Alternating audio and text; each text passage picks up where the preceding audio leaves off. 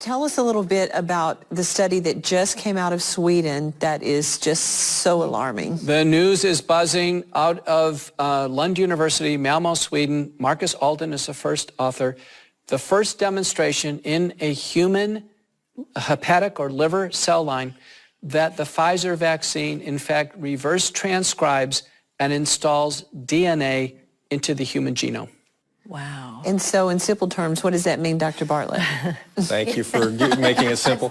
So basically, there's an enzyme that can take that messenger RNA vaccine information and put it into the DNA of the person, into their DNA. And we were told that could not happen. So this is in a lab, but it's showing that you remember the vaccine is messenger RNA. Yeah. And we were told that that messenger RNA could not go into your DNA, but this is showing that in a lab it can. And so what happens when it does, Dr. Gold? Well, can I answer slightly different than your question? Yeah. So one of the fun things about the last couple of years being a doctor and lawyer is this is a very interesting opportunity, and I think we're going to be bringing another lawsuit because there's actually federal law that you cannot discriminate against people for genetic discriminations.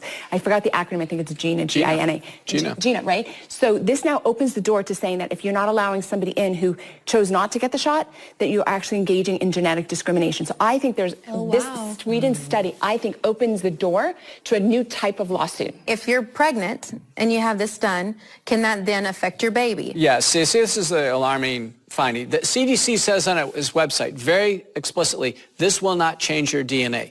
The paper that came out of Sweden, now there'll be many more to confirm it, and the steps are to confirm it, to confirm that the entire code is installed, and then to actually confirm that it's expressed, meaning that the spike protein now is continuously expressed from human cells.